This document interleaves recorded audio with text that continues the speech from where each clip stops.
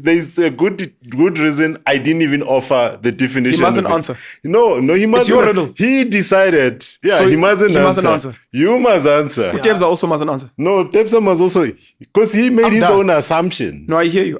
So he mustn't answer He that must question. also No. Oh, Ben, what do you think, Ben? Is he intelligent?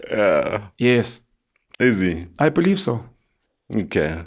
My understanding of paying with a watch or a phone is that it is a superior technology. Yeah. It's an assumption. I could be wrong. Yeah. And with that being said, I think people who gravitate towards a superior technology, if we assume it is, whether accidental, circumstantial, whatever the case may be, I would assume they're intelligent. Yeah. With that being said, there's also other underlying assumptions that he's going back home to the village, as an example. So he's left the village to go and be in another space where he was exposed. Yeah. So I'd like to think he probably has more exposure to things than the people where he's coming back, which is why the people there would see him as a mini god. Yeah. He's the guy bringing a cell phone. He's the guy bringing things that people hadn't seen. So he will be the guy that ends up. We were speaking about surnames and family. Yeah. The village is going to be named after him. Yeah. After his success. Now Apple Watch, Baba. Absolutely. Who gave birth to people paying just with their hands. Yeah. That's my take without defining intelligence. It's like, imagine if in the olden days you have a weather forecast app. Come on. Right? You will compete with... you are Muchachi. Because you can say, guys, don't listen to what anyone says. I'm going to tell you when it's going to rain. Yeah. But the answers were all useful, by the way. And I am more in the Caesar and the Depsa space. It frustrates me to no end when we use exposure that people has as a measure of their intelligence.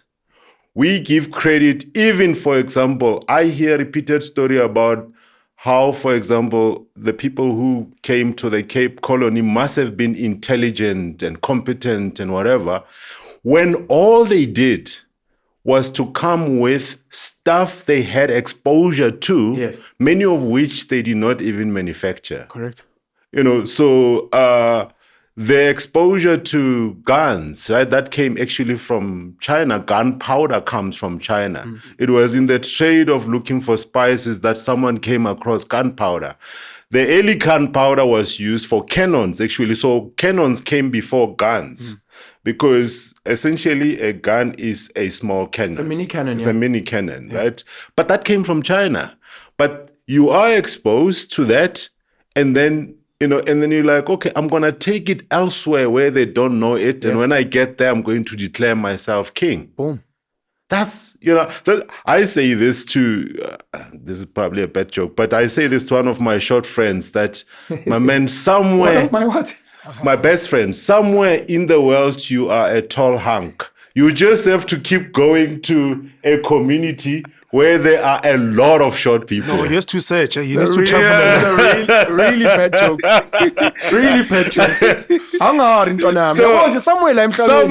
in there. You're very tall. And it's just interesting how even the fruits and the veggies and whatever, somewhere in the world, those grow in the wild. Yeah. But what someone did was to say, hold on, there is another place where this thing does not grow. Chilies, somewhere in South America, actually grow in the wild. We've got rooibos here. We've got rooibos. Grows native to South Africa, exported around the world.